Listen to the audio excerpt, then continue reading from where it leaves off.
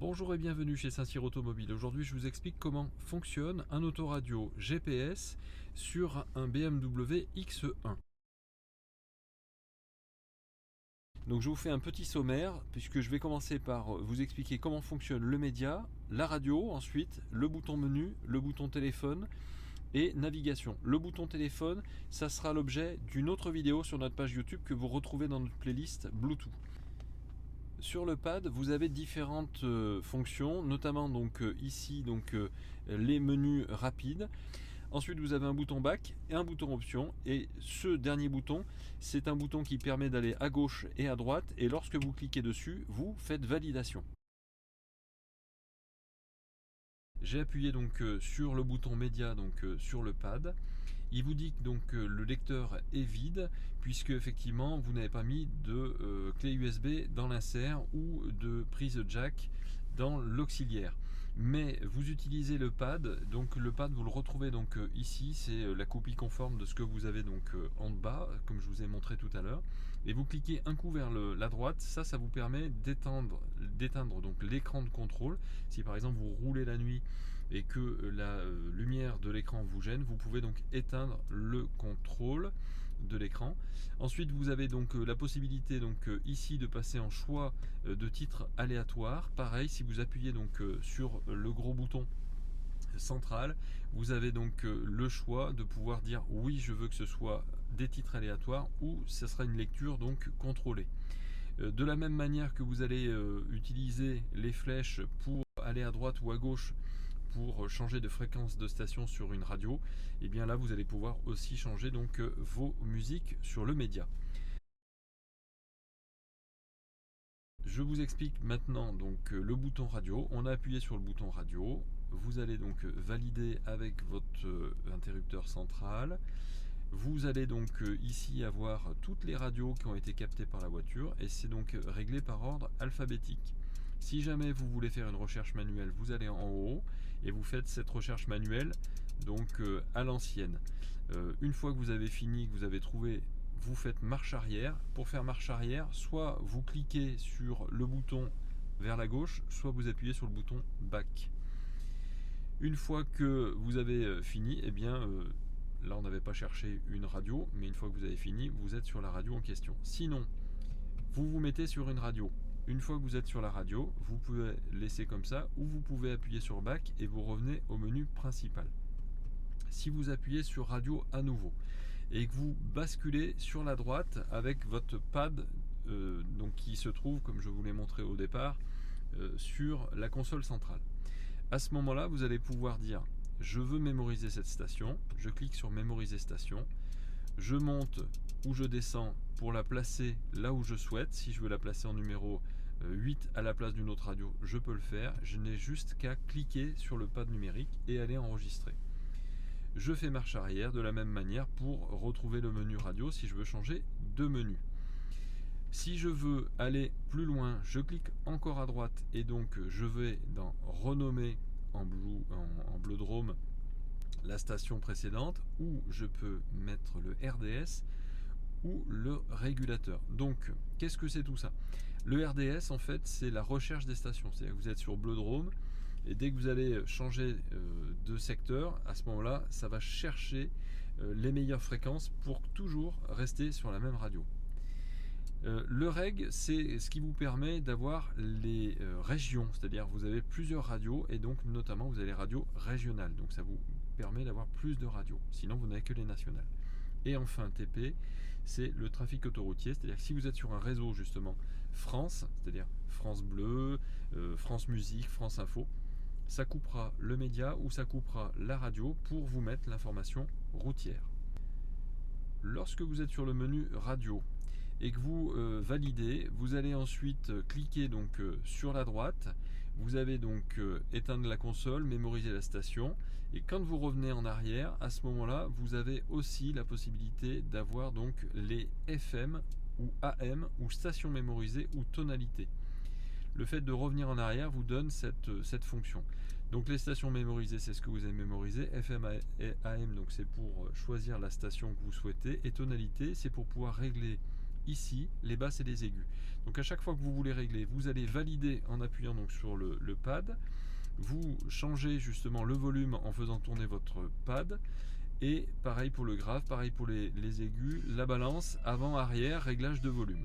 Pour le réglage de volume, quand vous cliquez dessus, vous avez donc speed volume. Le speed volume, c'est votre voiture qui va augmenter le volume sonore de l'autoradio en fonction de la vitesse. Et donc vous réglez ici sa sensibilité si vous voulez que ce soit plus ou moins important. Le PDC, c'est le Parking Distance Control, c'est les radars de recul. Ici, quand vous cliquez, vous allez monter ou baisser le son des radars de recul. Le gong, c'est quoi? C'est quand vous avez une information qui vous est signalée par votre véhicule, vous avez ce gong qui apparaît et donc vous allez pouvoir régler donc son volume. Pendant l'appel téléphonique, vous allez pouvoir régler le microphone et le haut-parleur. Là, c'est grisé parce qu'effectivement, cette fonction n'est possible que quand vous avez un appel téléphonique. La navigation. Quand je clique sur navigation, vous avez donc sur le côté ici des petits icônes. Alors pour capter les petits icônes, vous cliquez une fois vers la gauche sur votre pad et donc vous allez pouvoir monter ou descendre. En fonction de ça, vous allez donc avoir la fonction guidage, la fonction pour les annonces vocales pour pouvoir régler donc le son, les critères d'itinéraire, les points d'intérêt, donc si vous cherchez un parking, l'infotrafic, une carte interactive donc que vous allez pouvoir modifier, l'orientation de la carte et enfin le zoom. Donc très simplement, on va aller dans guidage tout d'abord. Dans guidage, on va pouvoir ici entrer une nouvelle destination. Pour entrer la destination, soit vous allez dans le carnet d'adresses parce que vous avez déjà des destinations que vous avez mémorisées, soit vous allez entrer une nouvelle adresse. Ou alors, dernière chose, les dernières destinations, toutes celles que vous avez déjà établies. Quand on va rentrer dans une adresse, ici, au lieu par exemple d'aller à Roiffieux, moi je veux aller aujourd'hui à Annonay. Je clique sur le A, je clique sur le N, et donc au fur et à mesure que je clique sur des lettres, votre véhicule va vous laisser que les lettres disponibles. Donc là par exemple, vous voulez aller à Annonay. Annonay apparaît désormais dans la liste qui est ici. Ce que vous faites, vous allez avec votre pad un coup sur la droite et vous faites apparaître toutes les villes qui sont sur votre côté. Vous allez sur Annonay, vous cliquez pour valider, vous changez la rue, vous mettez par exemple, parce que vous voulez aller rue Pierre de Coubertin, et ben vous tapez simplement Pierre, ne tapez pas toutes les lettres, ça ne sert à rien. Voilà, il vous laisse donc que celles qui sont disponibles et il vous propose Pierre de Coubertin, vous validez et c'est fait. Ensuite, vous avez donc soit un numéro de rue, soit le croisement, ou soit tout simplement accepter la destination et à ce moment-là, il va vous emmener jusque dans la rue sans vous donner d'autres indications. Ensuite, donc, vous avez démarrer guidage ou affecter comme autre destination. C'est-à-dire que quand vous cliquez sur affecter comme autre destination, vous pouvez insérer une nouvelle destination qui sera une étape. Je fais marche arrière en cliquant vers la droite sur mon pad numérique et je vais sur démarrer guidage. Une fois que j'ai démarré le guidage, le calcul se fait. Veuillez vous diriger vers l'itinéraire affiché. Il vous dit que vous arrivez dans 7,8 km, que vous arrivez à 10h21 et qu'il est 10h04. Il vous donne aussi l'information que vous êtes sur Bleudrome ici et que l'information routière est en route. Donc comme je vous le disais tout à l'heure, ici sur le côté vous avez des menus. Alors on va aller dans le menu et on va aller donc dans le premier qui était donc guidage. Si je veux arrêter le guidage, je clique sur guidage et je fais désactiver guidage. Je reviens en arrière et je vais désormais sur le deuxième. Le deuxième c'est donc les annonces vocales. Si je veux les couper ou si je veux les activer. Suivre la flèche de direction. Les critères de guidage enfin. Vous avez ici la possibilité d'avoir soit un guidage rapide, efficace ou court. Ça vous permet d'avoir un guidage qui va passer par les autoroutes pour que ce soit le plus court mais en même temps le plus rapide, ou sinon vous avez que le plus court et donc c'est celui qui fera le moins de kilomètres. Les itinéraires donc alternatifs sont marqués ici. Le premier donc voilà vous emmène à la même destination. Sur une destination plus longue, effectivement, vous aurez des distances qui seront différentes. Vous pouvez exclure les autoroutes, les péages, les vignettes, les ferries, etc. Donc dans cette dans ce menu là. Je fais marche arrière, je retourne à nouveau donc sur le côté. Ici les points d'intérêt, je vous le disais tout à l'heure. Qu'est-ce que c'est un point d'intérêt? C'est simplement vous cherchez un parking. Alors vous allez dans rechercher une catégorie. Soit vous allez donc rechercher sur une ville, soit vous allez rechercher simplement une catégorie. Vous cherchez un parking, et bien vous allez donc dans véhicule. Et ensuite vous allez chercher dans parking. Si dans véhicule vous avez aussi aire de repos, vous avez les services, les stations-service, etc. Une fois que vous avez demandé, par exemple, là on va s'arrêter sur station-service, démarrer recherche, à ce moment-là, lui va vous dire que à moins de 400 mètres, vous avez déjà la station Esso, etc. Et si vous cliquez dessus, il vous y emmène, et donc ça fera un itinéraire alternatif. Allez, je reviens en arrière, c'était pour vous montrer donc cette fonction-là. Vous avez aussi donc à nouveau sur le côté ici l'infotrafic.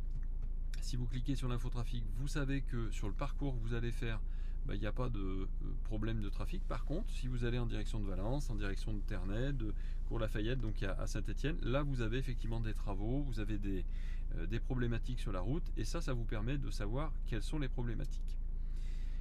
Carte interactive. Carte interactive, ça veut dire que vous pouvez vous choisir effectivement de mettre 1 km de vue ou de ramener ça à 100 mètres. Toujours avec le pad. Tout se fait avec le pad, je vous le rappelle. Ça c'est intéressant. Donc je fais back pour revenir donc sur les différentes catégories. Donc sur cet onglet, vous pouvez avoir la vue effectivement en 3 dimensions avec la voiture donc en bas, la vue uniquement avec des flèches, la vue avec orientation nord, c'est-à-dire que votre voiture est ici et le nord est toujours en haut, ou la perspective donc avec la 2 dimensions, sens de la marge, ou perspective donc en 3 dimensions. Et enfin donc le dernier, donc c'est le zoom. Vous allez pouvoir donc zoomer plus ou moins avec toujours le pad numérique et qui vous permettra d'avoir effectivement une vue plus ou moins éloignée. En dessous de navigation, vous avez donc un onglet contact. Quand vous cliquez sur contact, vous allez pouvoir donc mettre l'adresse de votre domicile par exemple, ou mettre une autre adresse et mémoriser donc le nom, le prénom, le numéro de téléphone par exemple du domicile et surtout l'adresse.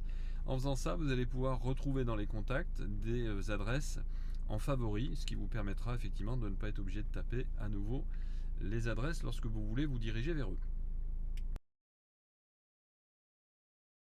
Le bouton Connecting Drive, c'est un bouton qui permet en fait d'appeler, d'avoir des messages, d'avoir le service BMW, donc d'appeler BMW Assistance, BMW Online, la hotline BMW ou le statut des services donc vous pouvez avoir. Bien sûr, le concessionnaire, lorsque vous cliquez dessus, vous avez effectivement le numéro de téléphone du concessionnaire qui a vendu la voiture, par exemple. Nous sommes sur l'onglet désormais donc Info véhicule. Lorsque je clique dessus, j'ai ici l'ordinateur de bord qui me permet de savoir que j'ai fait une consommation de 6,8 litres, que j'ai parcouru donc 187 km à la vitesse de 43 km/h. Si je clique sur la consommation, à ce moment-là, je vais pouvoir réinitialiser les consommations moyennes et en appuyant sur oui, ça repart donc à 0. Pour la vitesse, c'est pareil. Et ensuite, vous avez donc votre ordinateur de bord qui est à jour. Donc ça c'est pour l'ordinateur de bord. Si je reviens donc en arrière, j'ai l'ordinateur de voyage. Donc c'est un petit peu le même principe. Et là par contre vous pouvez le réinitialiser complètement. Donc là vous avez des consommations de 6,7 litres sur 9205 km, mais vous pouvez donc le réinitialiser. Si vous faites marche arrière, vous avez ici le statut du véhicule. Le statut du véhicule, ça c'est ce qui vous permet en premier lieu d'avoir l'avertisseur de crevaison. Si vous avez fait la pression de vos pneus, à ce moment-là, vous validez donc la nouvelle pression et vous initialisez donc la pression des pneus. Ça va vous permettre de dire au véhicule, voilà, ça c'est la référence de pression de pneus. Si jamais il y a une baisse de pression, ça veut dire qu'il y a une crevaison. En dessous, vous avez donc les échéances de maintenance. Ici, vous voyez apparaître tout ce qui est sur le contrôle du véhicule, liquide de frein, l'huile moteur, etc. Si vous cliquez sur une des informations que vous avez ici, vous aurez le nombre de kilomètres qui vous reste à faire avant de changer les plaquettes de frein, par exemple, sur ce véhicule.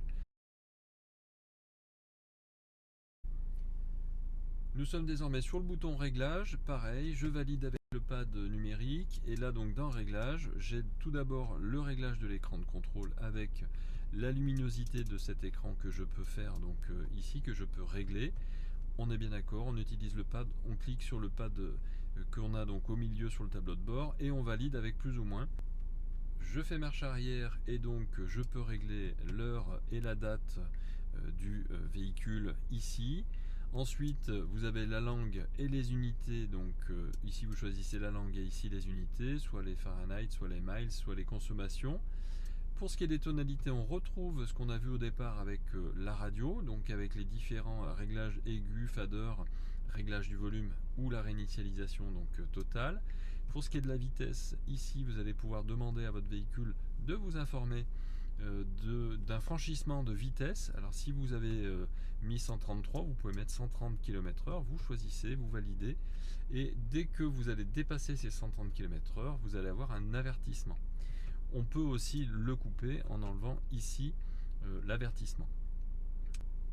Vous avez l'onglet donc éclairage qui vous permettra donc d'avoir l'éclairage des portes donc pendant 120 secondes. Dès que vous ouvrez votre véhicule, les portes vont faire une petite lumière pour vous montrer où vous mettez les pieds. Vous avez aussi donc les clignotants x3, c'est-à-dire que lorsque vous fermez, vous ouvrez votre voiture, il y a 3 coups de clignotant. Éclairage de jour, donc c'est les feux de jour qui sont obligatoires aujourd'hui en France, et l'éclairage d'accueil, c'est l'éclairage intérieur de votre véhicule. Quand vous ouvrez la voiture à distance, ça allumera automatiquement l'éclairage intérieur. Pour le verrouillage des portes, vous allez pouvoir choisir donc que la clé principale ouvre toutes les portes, que vous choisissez donc que votre voiture se ferme automatiquement lorsque vous roulez. Donc après démarrage, fermeture et verrouillage donc automatique veut dire que si vous oubliez, par exemple vous ouvrez votre voiture à distance mais vous oubliez de la refermer et vous n'avez pas ouvert les portes de votre voiture, elle va se refermer automatiquement. Et clignotement donc en tant que verrouillage et déverrouillage des portes. Je fais marche arrière et enfin donc j'arrive sur la mise à jour du logiciel. Donc pour afficher la version actuelle, pour actualiser la mise à jour ou pour restaurer une version précédente, ça c'est pour les initiés. Et enfin vous avez donc sur le pad central un bouton qui s'appelle Options. Lorsque vous appuyez sur le bouton Options, vous avez là un menu rapide qui vous permettra d'éteindre votre écran de contrôle. Encore une fois pour la nuit, ça vous permet d'avoir moins d'éclairage. Il vous suffira d'appuyer à nouveau un coup sur le pad et à ce moment-là vous avez votre écran qui se rallume. Voilà, j'espère que ça vous aura été utile et nous restons bien sûr à votre disposition.